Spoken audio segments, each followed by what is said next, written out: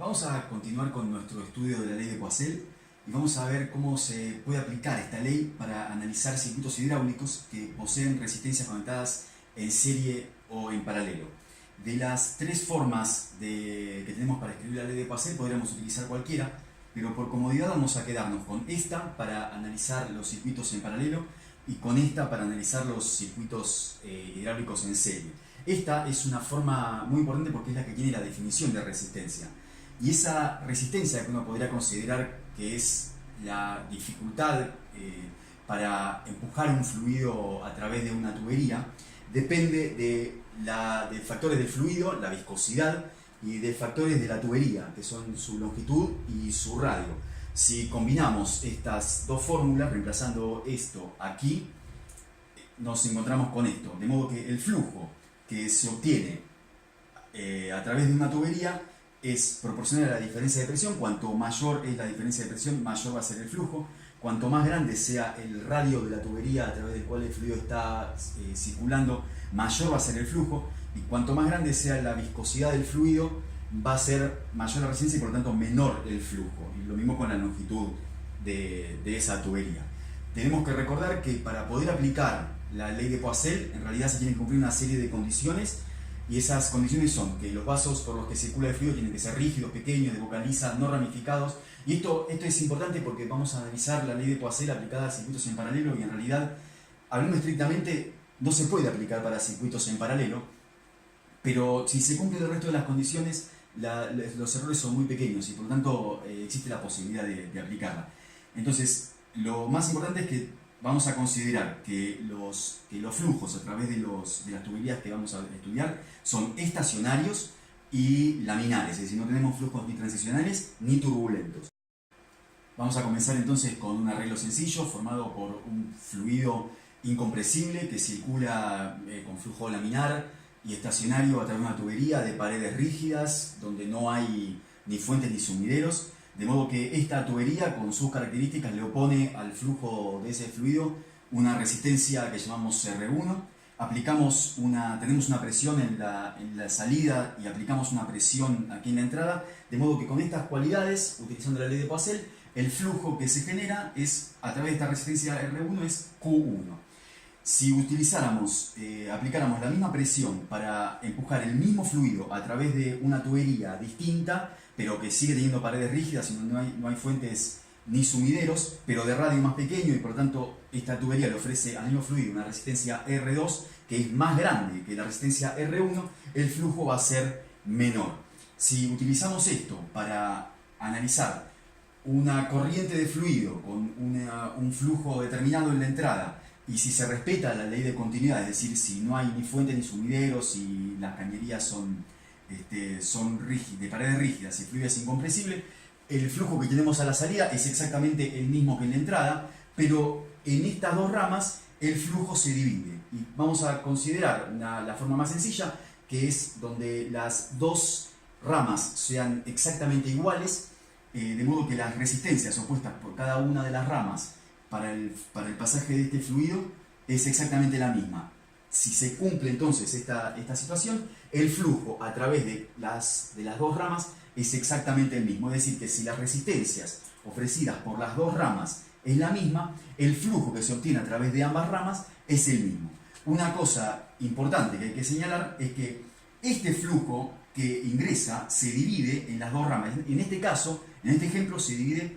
por igual, pero la suma de estas dos me da igual que el flujo de entrada. Si ahora pensamos en que estas dos ramas tengan radios diferentes y por lo tanto opongan resistencias diferentes, nos vamos a encontrar con que a través de la rama que ofrezca menor resistencia, el flujo va a ser más grande que a través de la rama que ofrezca mayor resistencia. De modo que en este caso, como la rama 1 tiene un radio más grande y por lo tanto ofrece menor resistencia que la rama 2, que tiene un radio más pequeño, el flujo a través de la rama 1 es más grande que el flujo a través de la rama 2. Pero aún así, la suma de estos dos flujos me da igual al flujo de entrada o al flujo de salida. De modo que entonces, si la resistencia R1, como en este caso, es menor que la resistencia R2, el flujo a través de la rama 1 es mayor que el flujo a través de la rama 2. Y así podríamos considerar cualquier número de ramas De modo que siempre el flujo a través de la rama que ofrezca menor resistencia va a ser más grande que el flujo a través de la rama que ofrezca mayor resistencia. Un aspecto muy importante a señalar para todos los circuitos en paralelo es que la presión que hay en la entrada para todas las ramas es la misma y la presión que hay en la salida para todas las ramas es exactamente la misma. Gracias a eso, entonces, utilizando esta ley,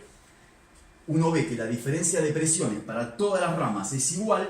y la resistencia que ofrezca cada una de las ramas va a determinar el flujo. Entonces, en los circuitos en paralelo,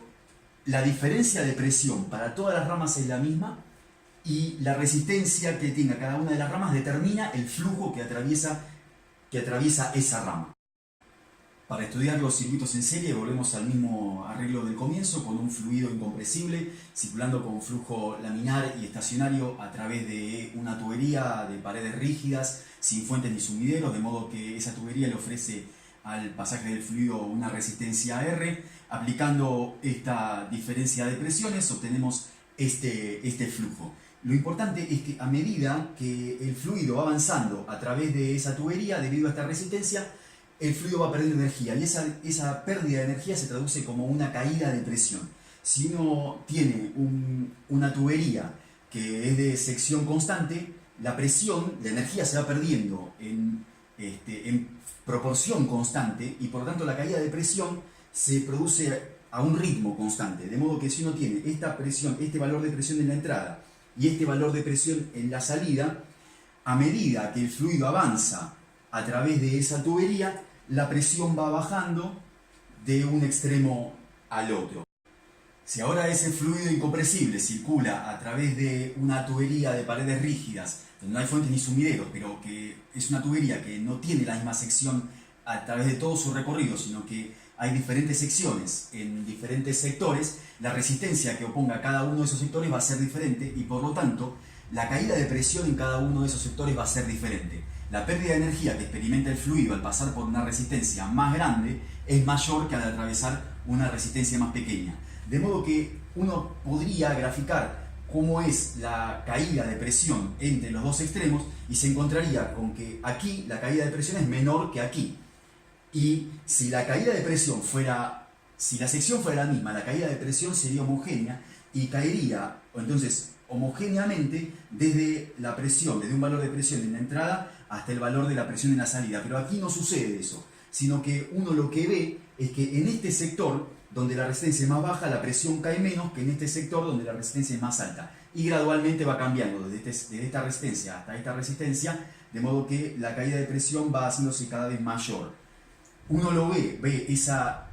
resistencia en la inclinación, en la pendiente que tiene la curva de la caída de presión. Si uno considerara ahora una tubería con secciones diferentes en diferentes sectores, las resistencias de cada una de estas secciones serían diferentes y la presión va a caer desde un extremo al otro. Si la sección fuera homogénea, la resistencia sería homogénea y por lo tanto la presión caería homogéneamente entre un extremo y el otro. Pero aquí, entonces, las resistencias son diferentes y en cada uno de estos sectores uno ve una caída de presión diferente a las del otro. Los sectores donde la resistencia es muy baja tienen muy poca caída de presión, uno lo ve en una pequeña inclinación en la recta de la caída de presión, y los sectores donde tengan mayor resistencia como la caída de presión va a tener una caída de presión muy grande, en este va a ser un poquito menor y en este mucho menor. Lo importante entonces de los circuitos en serie, de las resistencias conectadas en serie, es que si en este caso, como se respeta la continuidad, el flujo a través de cada una de estas partes es exactamente el mismo. Y entonces, debido a eso, la resistencia, como el flujo es igual para todo el tramo, la resistencia determina la caída de presión, la pérdida de energía y por lo tanto la caída de presión en cada uno de esos sectores. Para resumir entonces, para estudiar circuitos hidráulicos con resistencias conectadas en paralelo, esta es la forma de la ley de Poiseuille que me conviene utilizar por comodidad. Si se respeta la continuidad, el caudal en la entrada es igual que el caudal a la salida de las ramas. La diferencia de presiones para todas las ramas es la misma porque todas las ramas tienen la misma presión en la entrada y todas las ramas tienen la misma presión en la salida, de modo que el delta P para todas las ramas es exactamente el mismo, y la resistencia de cada una de esas ramas determina el flujo que hay a través de esa rama. De modo que la rama que tenga menor resistencia, como R2 en este caso, es la que tiene el flujo más grande, y la de mayor resistencia es la que tiene el flujo más pequeño. Pero en todos los casos se va a cumplir que la suma de los flujos que haya a través de todas estas ramas me dan exactamente igual que el flujo en la entrada. Es decir, esto, que el flujo total se divide, simplemente se divide de acuerdo con la resistencia que tenga cada una de las ramas, pero la suma de todos los flujos que haya a través de todas las ramas que haya me da igual que el flujo en la entrada o el flujo de la salida, que si se respeta la continuidad tienen que ser iguales. Y cuando analizo resistencias conectadas en serie, esta es la forma de la ley de Poiseuille que me conviene. Para cada una de las porciones del circuito conectadas en serie,